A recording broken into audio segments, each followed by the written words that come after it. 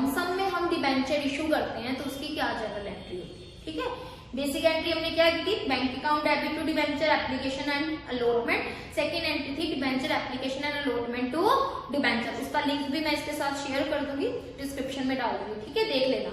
अब हम करते हैं कि जो हमारा टॉपिक आता है कि जब मार्केट में हमने डिबेंचर इश्यू की है उसकी एंट्री के साथ ये लिखा आता है कि रिडम्पशन हमने किस पे करना है। ये वाला पॉइंट आता है क्वेश्चन में। हम रिवीजन कर रहे हैं, हमने पूरा साल ये चैप्टर देखा है। ऑनलाइन स्टूडेंट ने तो पता नहीं है, ऑफलाइन स्टूडेंट ने तो देखा हुआ है, तो हमें इतना तो पता है कि इश्यू करते हैं उसके साथ हमें एक लाइन लिखी आती है कि रिडम्पशन किस पे करना है। अब रिडम्पशन का मतलब होता क्या है, रिडम्पशन ऑफ डिबेंचर लिखा होता है ना। ये तुम्हें मैंने पहले बताया था डिबेंचर क्या है, पब्लिक से लिया हुआ क्या है, लोन। ठीक है, जब भी हम कोई उधार लेंगे तो उसकी पेमेंट तो करेंगे ही ना। तो ऐसे ही डिबेंचर जब हम मार्केट में इश्यू करती है तो पब्लिक से क्या करते हैं, उधार लेती है कंपनी। अब जब उस उधार की वापसी तो करनी पड़ेगी ना, तो उधार की जब वापसी करेगी तो उसको क्या बोलते हैं, रिडम्पशन ऑफ डिबेंचर। ठीक है, तो हमें क्वेश्चन में क्या लाइन लिखी हुई आती है, कंपनी issued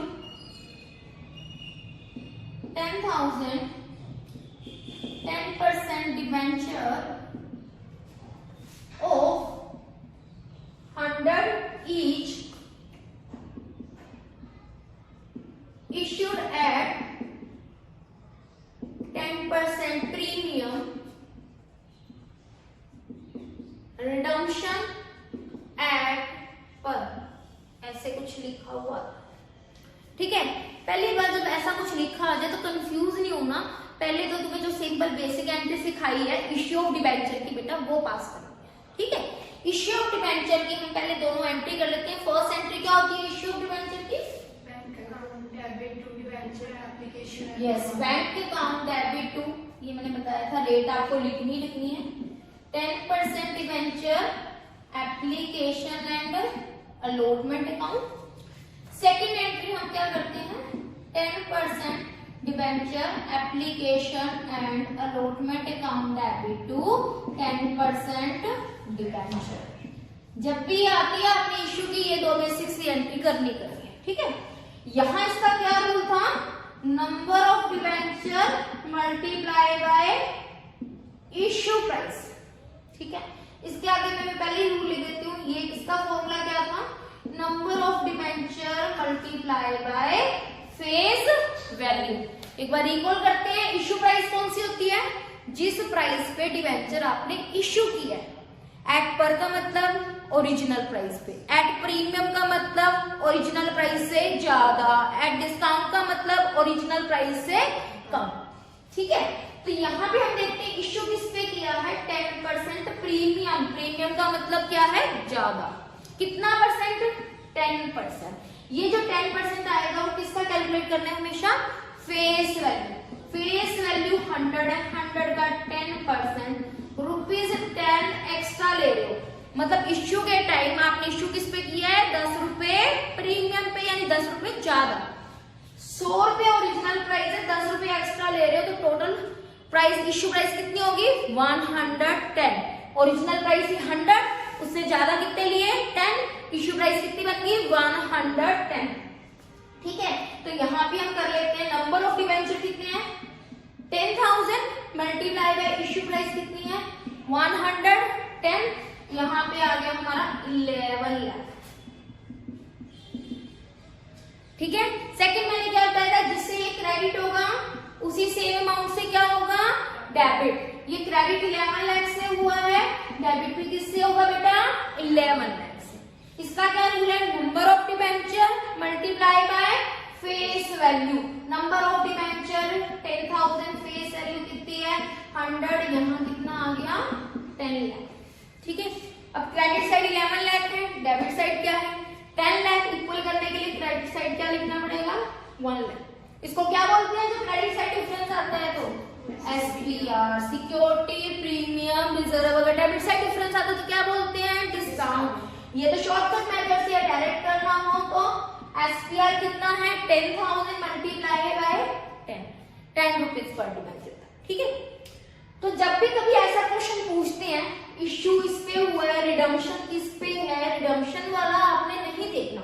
फर्स्ट आपने ये जो हाफ क्वेश्चन है इसको कंप्लीट करना है। बच्चे मिक्स कर देते हैं, कंफ्यूजन हो जाता है। इश्यू की एंट्री हो गई, अब देखना है रिडम्पशन किस पे। रिडम्पशन का मतलब क्या है, कंपनी जब अपने उधार ली हुई अमाउंट की पेमेंट वापस कर रही है, वो रिडम्पशन होता है। तो रिडम्पशन किस पे कर रही है, एट पर। एट पर का मतलब क्या होता है, फेस वैल्यू, मतलब 100 रुपए पर डिबेंचर रिडम्पशन के टाइम देगी, ठीक है। इसमें हमें कोई लॉस नहीं है, ये दे क्यों रखा होता है रिडम्पशन, कि रिडम्पशन एट पर दे रखा है। रिडम्पशन का मतलब क्या है, कंपनी अपने लोन की पेमेंट कर रही है तो वो किस प्राइस पे कर रही है। अगर वो सपोज करो ज्यादा प्राइस पे कर रही है, तो आज मैंने सपोज करो, पहले एग्जांपल से स्टार्ट करते हैं, मैंने 1 लाख रुपए उधार लिया, ठीक है, और जब मेरे को इसको वापस करना पड़ेगा तो मेरे को 1,10,000 देना पड़ेगा। तो मुझे पता है आज ही मेरे को कि 10,000 का मेरे को क्या होने वाला है, नुकसान। कब, जब मैं लोन की पेमेंट करूंगी तो वो 10, जब मैं लाख का रेंज करूंगी तो 10,000 का भी तो रेंज करके चलूंगी ना पहले से। ऐसे ही कंपनी को पता है कि मैंने इतनी अमाउंट का उधार दी है, उधार ली है, तो उसका रिडम्पशन भी तो मुझे पता होना चाहिए कि ना, रिडम्पशन के टाइम जब मैं लोन की पेमेंट करूंगी तो मुझे कितना नुकसान होने वाला है। तो उस नुकसान का पता लगने के लिए वो पहले ही लिख देती है। जब रिडम्पशन एट पर है तो कोई लॉस नहीं है, यहाँ पे कुछ भी लिखने की जरूरत नहीं है क्योंकि कंपनी को कोई लॉस है ही नहीं। पर पॉइंट कहाँ पे आता है, जब यहाँ पे पर की बजाय ये आ जाए रिडम्पशन एट 5% प्रीमियम, मतलब रिडम्पशन के टाइम कंपनी को क्या देना पड़ रहा है, 5% ओरिजिनल प्राइस से ज्यादा देना पड़ रहा है। तो 100 का 5% कितना हो गया, ₹5 पर डिबेंचर। अभी तो समझा रही हूँ, फिर शॉर्टकट भी बताऊंगी। ₹5 पर डिबेंचर, 5 रुपए पर डिबेंचर का मेरे को रिडम्पशन के टाइम जब मैं लोन की पेमेंट करूंगी उस टाइम मुझे क्या है, लॉस है, ठीक है। कितना लॉस है टोटल, 10,000 मल्टीप्लाई बाय 5, कितनी अमाउंट का, 50,000।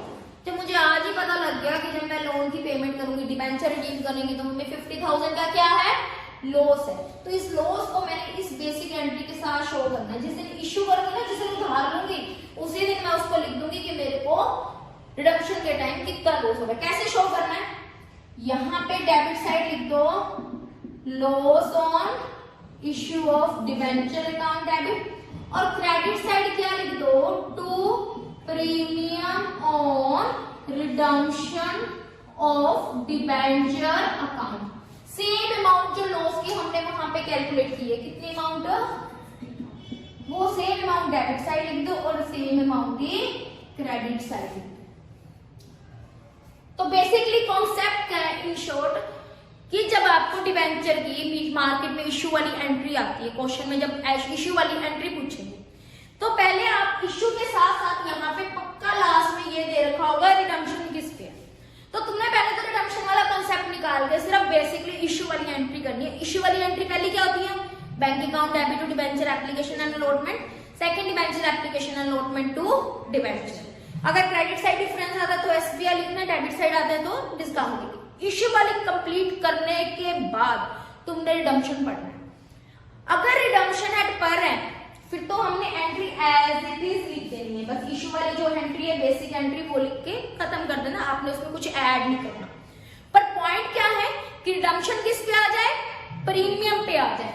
तो इसी वाली जो सेकंड एंट्री, एक तीसरी एंट्री नहीं लिखनी, पहली एंट्री यही होगी, सेकंड एंट्री यही होगी, यहीं पे तुमने एक डेबिट साइड लाइन ऐड कर देना। बच्चे क्या करते हैं, सेकंड एंट्री करने के बाद थर्ड एंट्री में लिख देते हैं, ये काम नहीं करना। पहली एंट्री सेकंड एंट्री सेम है, सेकंड एंट्री में ही तुमने एक लाइन डेबिट साइड ऐड करनी है, एक लाइन क्रेडिट साइड करनी है। डेबिट साइड क्या लिखोगे, loss on issue of debenture account debit, credit side क्या लिखोगे, to premium on redemption of debenture account. और यहाँ पे कौन सी वाली प्राइस लिखोगे, number of debenture multiply by premium on redemption. तो ये लाइन ऐड ही कब होएगी, ये बेसिक एंट्री के बाद, ये तो बेसिक एंट्री है हमारी इश्यू वाली, ये वाली लाइन डेबिट और क्रेडिट साइड कब ऐड करनी है, जब रिडम्पशन किस पे हो, प्रीमियम पे लिखा हुआ है, तो एक लाइन यही सेम आएगी डेबिट साइड और ये क्या आएगी क्रेडिट साइड। और फॉर्मूला क्या बनेगा इसका, number of debenture multiply by premium on redemption. Number of debenture कितने हैं 10,000, प्रीमियम ऑन रिडम्पशन कितना है 5% है, 5 रुपीज नहीं है, तो परसेंट जब भी दे रखी है वो किसका करना है फेस वैल्यू। फेस वैल्यू कितनी है 100, 100 का 5% कितना होगा 5, तो 50,000 यहाँ पे 50,000 यहाँ पे, बस इतना सा करना है। एक और मैं पॉइंट एग्जांपल देके तुम्हें समझा देती हूँ, ठीक है।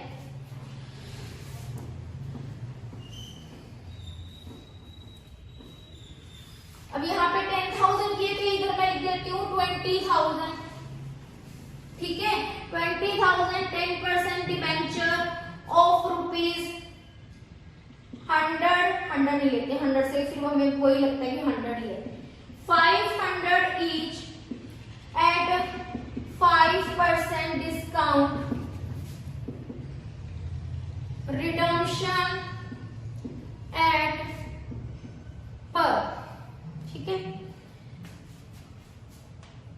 सेम एक और पॉइंट लिख देते हैं, company issued 10,000 10% debenture of rupees 200 each eight 10% premium and redemption जो कर रही है एट 5% प्रीमियम, ठीक।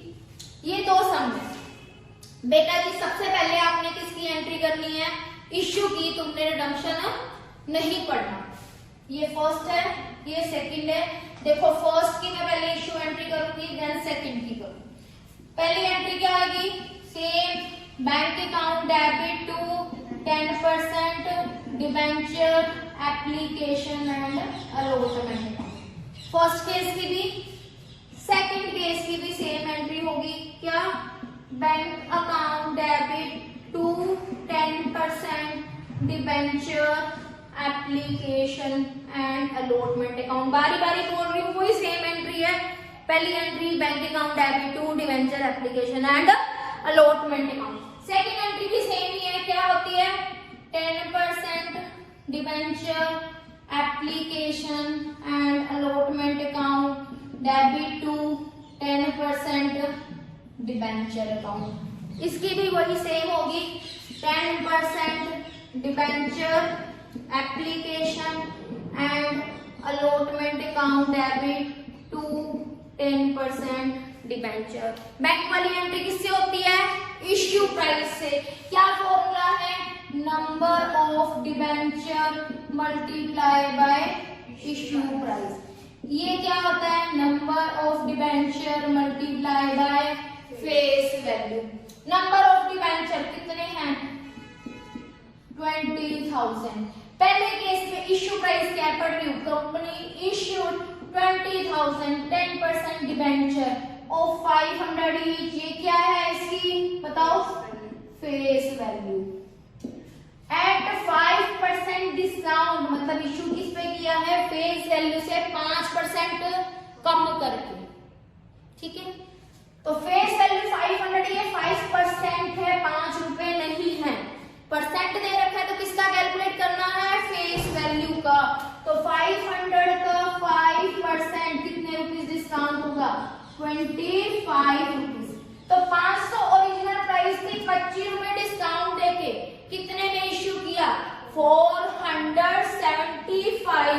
तो 20,000 मल्टीप्लाई बाय 475।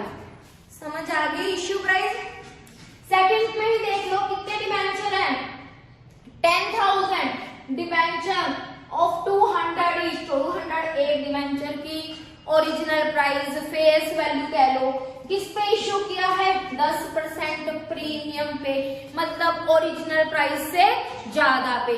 10% दिया है, अगेन बोल रही हूँ 10 रुपीज नहीं है, तो किसका कैलकुलेट करोगे ये फेस वैल्यू का। 200 का 10%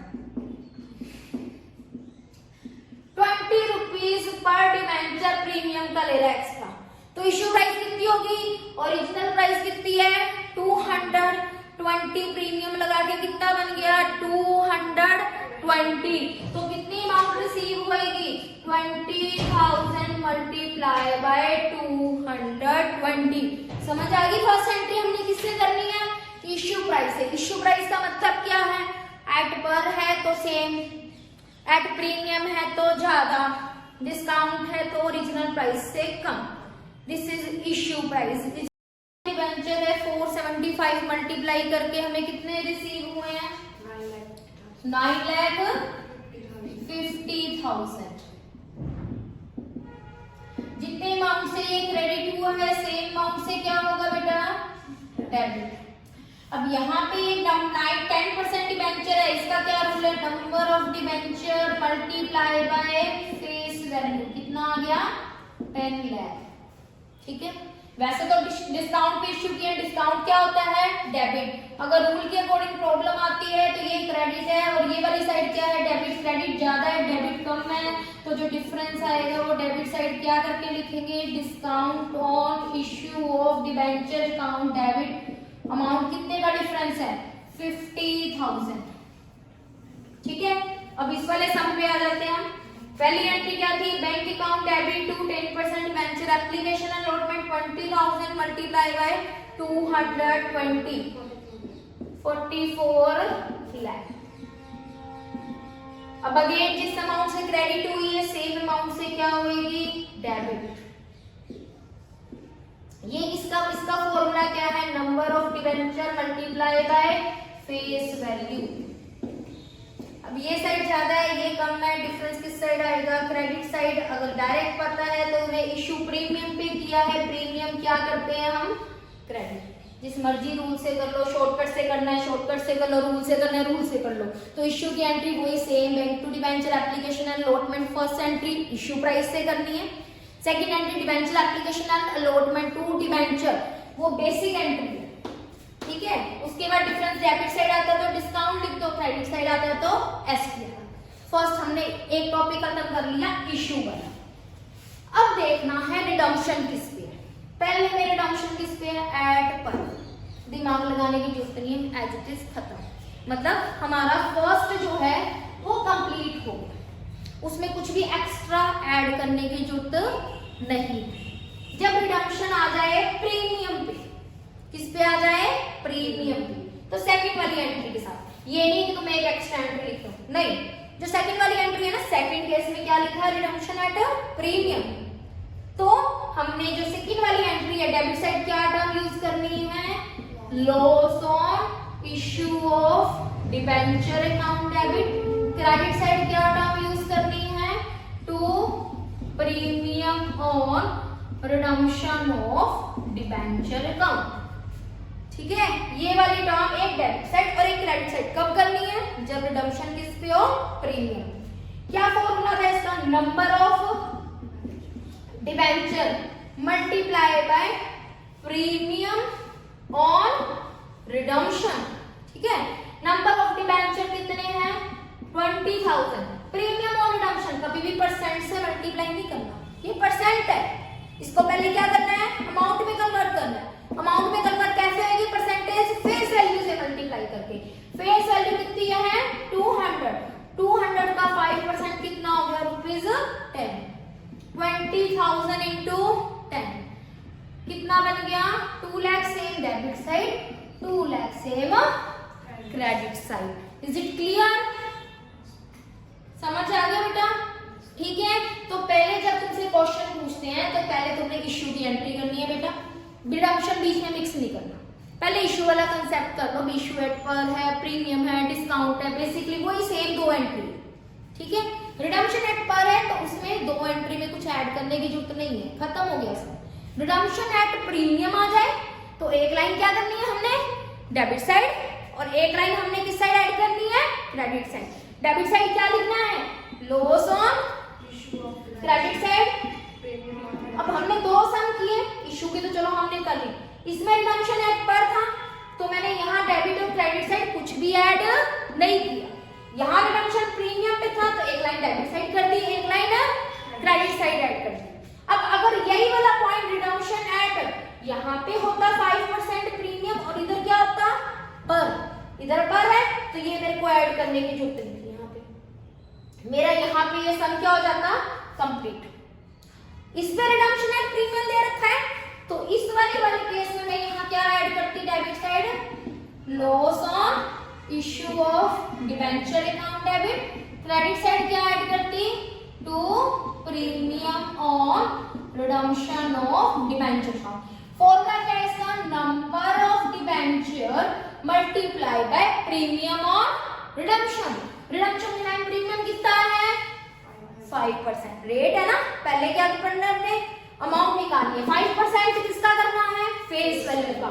यहाँ पे 5% कितना बनेगा 500 का 5% कितना हो गया 25 रुपीज। तो यहाँ पे कितना आ जाएगा 20,000 मल्टीप्लाई बाय 25 ये हो गया आपका 5।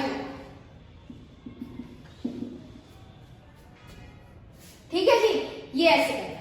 एक लाइन डेबिट साइड होगी और एक क्रेडिट साइड होगी।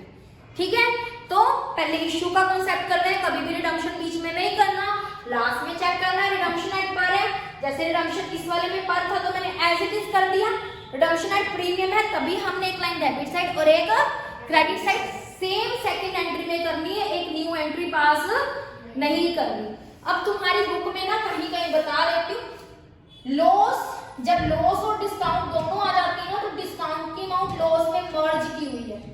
इस मेथड से भी सही है बट अगर आप करना चाहो, अगर 1 मार्क्स में क्वेश्चन आ जाता है कि लॉस कितना हुआ तो टोटल लॉस कितना हुआ 50,000 खाई थी, 50,000 कितना हो गया 1 लाख। और इसको कैसे लिखोगे loss on issue of debenture, यहाँ कितना आ जाएगा 1 लाख।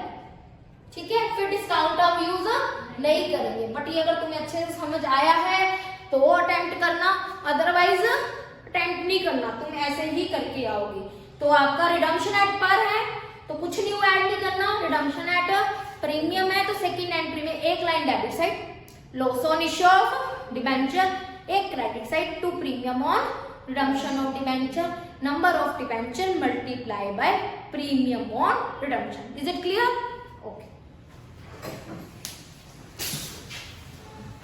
Audio Jungle.